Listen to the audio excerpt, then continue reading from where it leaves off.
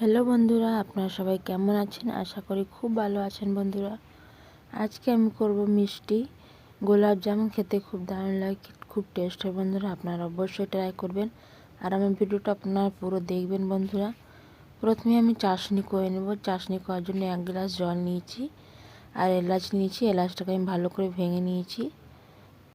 এবার আমি গ্যাসের উপরে বসিয়ে দেবো। গ্যাসটা আমি মিডিয়ামে রাখবো, বেশি জোর করব না, আস্তেও করব না। আর নিয়েছি 1 বাটি চিনি। আমার চিনিটা একটু মোটা রয়েছে, তার জন্য আমি 1 বাটি নিয়েছি। আপনার যদি গুঁড়ো চিনি হয় তাহলে 1.5 বাটির মতো নেবেন। আর একদিকে নিয়েছি গোলাপ জামুনের প্যাকেট। এটা মার্কেটে খুব সহজে পাওয়া যায় বন্ধুরা। প্যাকেটটা আমি ছিঁড়ে বন্ধুরা আমি সব ঢেলে নিয়েছি। আর যে ঢোকারগুলো রয়েছে এগুলো আমি ভালো করে ভেঙে নেব আস্তে করে। খুব ভালো করে মিক্স করে নেব। যত ঢোকাগুলো থাকবে সব ভেঙে নেব খুব সুন্দর করে। আর একদিকে নিচ্ছি আমি 1.5 কাপের মতন দুধ। দুধটা আমি ফুটিয়ে ঠান্ডা করে নিয়েছিলাম। যেরকম আমরা আটা মাখি রুটি করার জন্য সেরকমই একটা ডো রেডি করে নেব। আর বেশি নরম করব না, খুব সুন্দর করে একটা ডো দেখুন রেডি করে নিচ্ছি। এবার আমি 10 মিনিটের মতন ঢাকা দিয়ে রেখে দেব। 10 মিনিটের পর খুলে দেখব খুব সুন্দর করে একদম নরম হয়েছে। একদিকে আমি চাশনিটা দেখে নেব চাশনিটা হয়েছে নাকি। আর দেখুন মধ্যে খুব সুন্দর চাশনিটা আমার হয়ে গেছে। এবার আমি গ্যাস থেকে চাশনিটা নামিয়ে দিব। আর গ্যাসটা নামানোর পরে এবার আমি বসিয়ে দিব এর উপর কড়াই। গোলাপ জামুন করার জন্য আমি প্রথমে কড়াই বসিয়ে এর মধ্যে তেল দিয়ে দিয়েছি, রিফাইন তেল। আর একদিকে আমার 10 মিনিটের পর আমি এটা খুলে দেখে নিয়েছি, খুব সুন্দর করে নরম হয়ে গেছে। এবার আমি এক সাইজে ভালো করে সব লিচি কেটে নিয়েছি। এবার আমি ভালো করে গোল গোল করে নেব, যেরকম মিষ্টি গোল গোল হয়। আর দেখুন মধ্যে খুব সুন্দর হয়েছে, কি সুন্দর লাগছে দেখতে।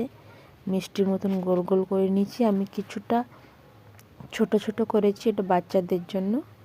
আমার একদিকে দেখুন তেলটা মনে হয় গরম হয়ে গেছে। আর বেশি গরম করতে হবে না, একটু হালকা গরম থাকবে, তখনই আমি গোলাপ জামুনটা তেলের মধ্যে ছেঁকে নেব। আমি একবারে সব দিয়ে দেব, তারপর আমি লাস্টে ছোটোগুলো ভেজে নেব। প্রথমে আমি বড়গুলো ভেজে নিচ্ছি। আর গ্যাসটা মিডিয়ামে রাখবো, বেশি জোর করব না। বেশি জোর করলে উপরে উপরে লাল হয়ে যাবে, ভেতরে কাঁচাই থাকবে। কাঁচা কাঁচা হলে নষ্ট হয়ে যাবে গোলাপ জামুনটা। আর খুব সুন্দর করে কালার আসছে, দেখতে খুব সুন্দর লাগছে। একে আমি আর একটু ভালো করে ভেজে নেব। আর বন্ধুরা আমার ভিডিওটা আপনাদের কেমন লেগেছে লাইক কমেন্ট শেয়ার সাবস্ক্রাইব অবশ্যই করবেন। আর বন্ধুদের সঙ্গে শেয়ার করতে ভুলবেন না বন্ধুরা। আর দেখুন বন্ধুরা আমার গোলাপ জামুনটা খুব সুন্দর করে ভাজা হয়ে গেছে।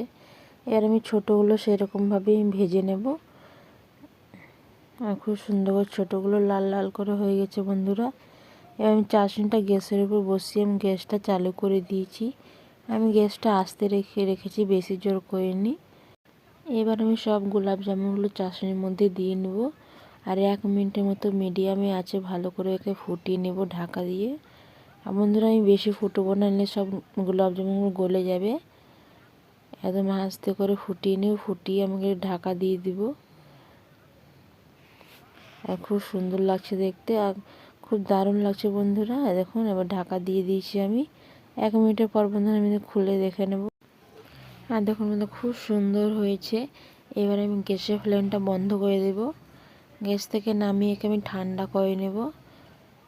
খুব সুন্দর হয়েছে, আপনারা অবশ্যই ট্রাই করবেন বন্ধুরা। আমার ভিডিওটা লাইক কমেন্ট শেয়ার সাবস্ক্রাইব অবশ্যই করবেন। আর বন্ধুদের সঙ্গে শেয়ার করতে একদম ভুলবেন না। আর দেখুন খুব সুন্দর হয়েছে। এবার আমি ঠান্ডা করে নিচ্ছি। একে আমি এর মধ্যে সাজিয়ে নিয়েছি, আমি অন্য বাসনে সাজিয়ে নিই।